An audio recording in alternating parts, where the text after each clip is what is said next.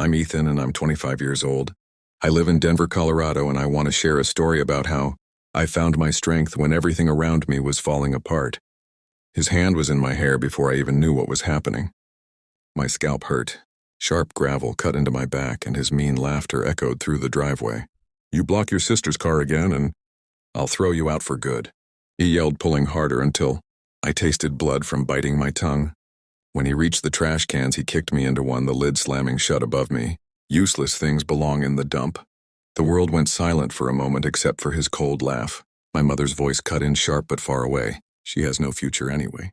They thought they had broken me. They had no idea what I would do next. I wasn't always their enemy. When I was younger, my father carried me on his shoulders. He used to clap at my school plays even if I forgot my lines.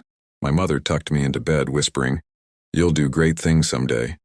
But somewhere along the way, I stopped being a daughter and became their scapegoat. My sister Chloe was perfect. Perfect grades, a perfect smile. I became the shadow they made fun of at dinner. Small failures became a way to hurt me. "Why can't you be like her? What will you ever do with your life?" I thought it was disappointment, but it wasn't.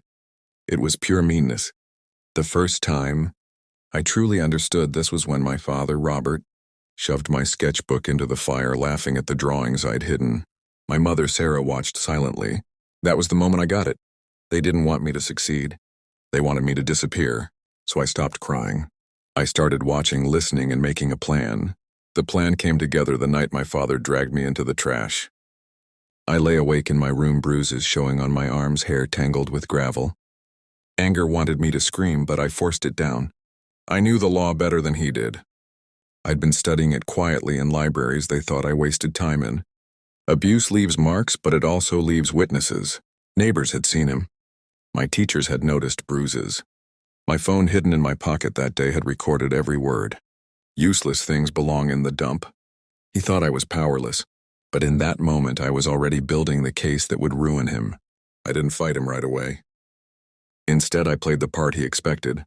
Quiet, withdrawn, the failure he thought I was. While he smirked at his victory, I collected evidence. Every insult, every push, every bruise documented. I reached out to Mr. Davison, a lawyer my grandfather once trusted. I gave him everything. "Stay silent," he advised. "Let them think you've given up. It'll make the fall much harder." So I did. For weeks I put up with their mean words, their mockery. My mother sneering no future. My father smirking trash. But I didn't break, I got stronger. The day it all came out was a Sunday morning. My parents, Robert and Sarah, were at the kitchen table, drinking coffee, my sister Chloe on her phone. I walked in with Mr. Davison beside me, briefcase in hand. My father frowned. "What's this?" The lawyer's voice was calm. "Mr. and Mrs. Robert, you've been served." They looked confused. Then he began to read. Claims of physical abuse, emotional neglect, financial fraud found in my father's accounts. Each word was like a sharp knife. I placed my phone on the table, hit play. His voice filled the kitchen. "Useless things belong in the dump." My mother's "she has no future anyway." My sister's eyes grew wide. She hadn't known. She had been protected from the worst. But now she heard it all raw and unedited. My father's face went pale. "This is out of context." "No," I cut in calmly. "It's the truth. And soon the court will hear it too." The results came fast. My father's company fired him. Shareholders panicked at the big problem. My mother's friends all left her overnight. Neighbors whispered. Reporters waited outside.